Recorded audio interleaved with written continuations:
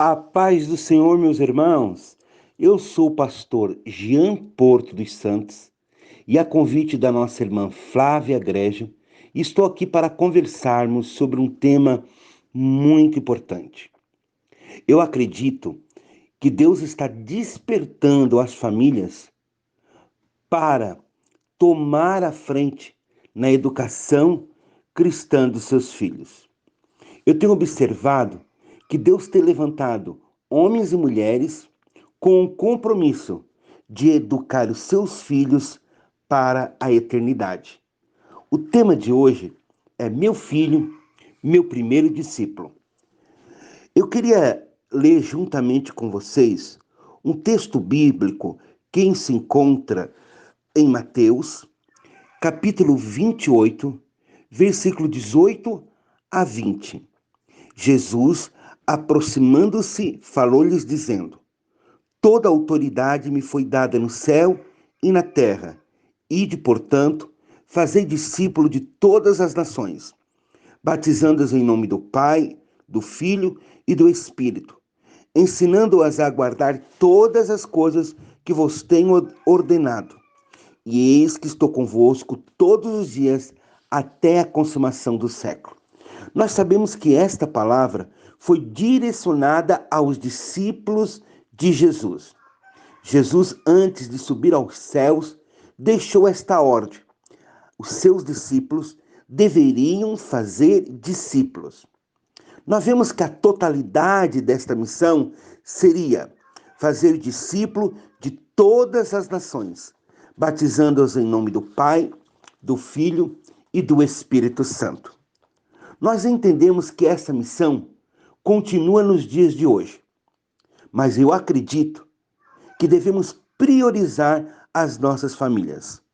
Você, como pai e mãe, já pensou em fazer do seu filho um discípulo de Jesus? O nosso ministério começa na nossa casa. Não adianta nós sermos aprovados no meio da multidão e ser reprovado dentro da nossa casa. Não adianta querer fazer discípulo de todas as nações e negligenciar o nosso lar. Eu acredito que nós devemos assumir esta responsabilidade. O plano de Deus é que as suas verdades sejam passadas de geração em geração. Isso quer dizer, de pai para filho. Quando nós lemos em Deuteronômio, capítulo 6, versículos 6 e 9, que é um texto tão conhecido da igreja, nós podemos observar verdades que nos confrontam.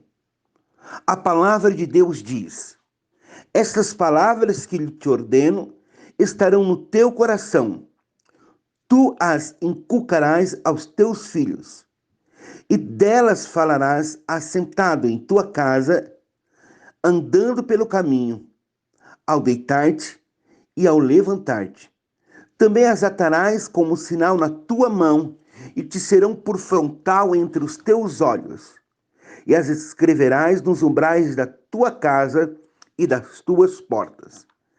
Esta palavra foi uma palavra direcionada por Deus ao povo de Israel. Deus estava trazendo a responsabilidade de educar para a eternidade os pais. Nós estamos vendo aqui que Deus falou através, do seu profeta, dando as orientações de como os pais deveriam agir em relação aos seus filhos. Nós vemos aqui que o primeiro compromisso deve ser pessoal. A palavra é bem clara, dizendo: estas palavras que hoje ordeno estarão no teu coração. Não tem como fazer discípulos sem ser discípulo. Não tem como levar as nossas crianças a amar a Deus se nós amarmos a Deus. Não há como levar as crianças a ter uma vida de oração se nós não temos uma vida de oração. Não tem como levar os nossos filhos a ter amor pela palavra de Deus se nós não temos amor pela palavra de Deus. Não adianta querer obrigar os nossos filhos a servir a Deus se dentro do nosso coração ainda existe outros deuses. Deus, ele foi bem claro. A palavra deveria estar no nosso coração para depois inculcar nos nossos filhos. Nós só teremos a autoridade espiritual sobre os nossos filhos se nós estivermos debaixo da autoridade de Deus. Nós precisamos inculcar. E aqui nós vemos então o discipulado intencional. Quando Deus, ele diz, então tu deves falar assentado, andando pelo caminho, deitando ou levantando-te. Se nós queremos fazer dos nossos filhos discípulos de Jesus, nós não podemos perder nenhuma oportunidade. Nós devemos falar assentado na nossa casa. Quando nós olhamos esse texto, assentado quer dizer tempo. Nós precisamos restaurar o poder da mesa. Nós precisamos sentar para ouvir e falar as coisas de Deus em família. O Salmo 128 é um salmo muito lindo que diz que quando o homem chega em casa vai encontrar a sua mulher como uma videira frutífera e os seus filhos assentados ao redor da sua mesa. Aqui fala de comunhão, fala do poder da mesa, fala do momento em que podemos usar para direcionar os nossos filhos nos caminhos do Senhor.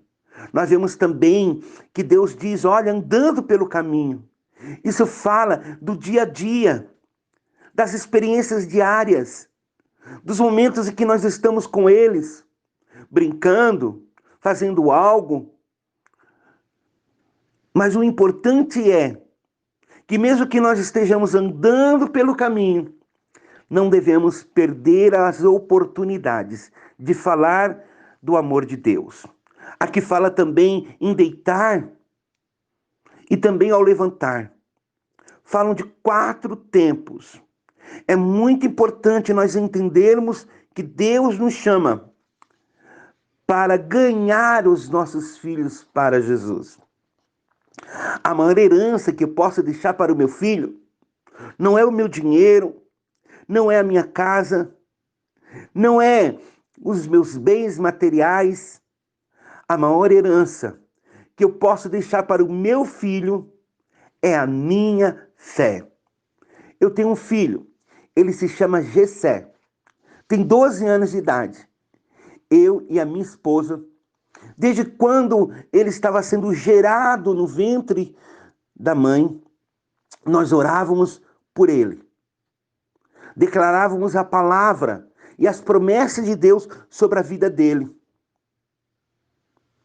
E nós declarávamos a vontade de Deus sobre a vida dele. E nós não descansamos enquanto nós não percebemos que ele tinha nascido de novo. Que a eternidade tinha sido gerada na alma, no espírito do nosso filho. Nós não descansamos enquanto nós não percebemos que Cristo tinha sido gerado na vida dele. O apóstolo Paulo diz sobre as dores de parto, até que Cristo seja gerado na vida de uma pessoa.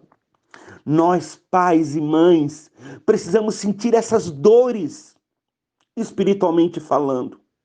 Não podemos descansar enquanto nós não vemos os nossos filhos terem uma experiência com Deus. Deus, ele tem um propósito tremendo com os nossos filhos. Deus deseja que os nossos filhos tenham um compromisso com Deus. Eu sempre digo que muitas vezes os nossos filhos não conseguem ler a Bíblia nos primeiros anos da vida deles, porque muitos deles ainda não são alfabetizados. Mas eu tenho certeza que eles conseguem ler uma Bíblia, que é a nossa vida, o nosso comportamento, a maneira como nós agimos, a maneira como nós nos comprometemos com as coisas de Deus. Eu não podia terminar essa conversa sem falar do fator Timóteo. Timóteo, um dos maiores pastores da igreja da Europa, a igreja de Éfeso, um dos maiores obreiros da igreja do primeiro século do cristianismo. Timóteo foi um homem tão relevante que Paulo escreveu para ele 2 epístolas. Olha que tremendo! Timóteo exerceu liderança. Timóteo foi um grande pastor. Mas tudo aconteceu porque 2 mulheres, e a Bíblia fala que essas 2 mulheres tinham uma fé não fingida. A Bíblia ela fala que essas 2 mulheres serviram a Deus. Olha o que está escrito na palavra de Deus em 2 Timóteo, capítulo 1, versículo 3 e 5.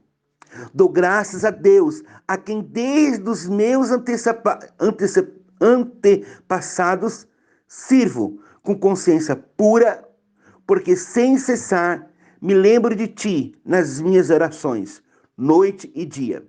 Lembrando das tuas lágrimas, estou ansioso por ver-te, para que eu transborde de alegria pela recordação que guardo de tua fé sem fingimento.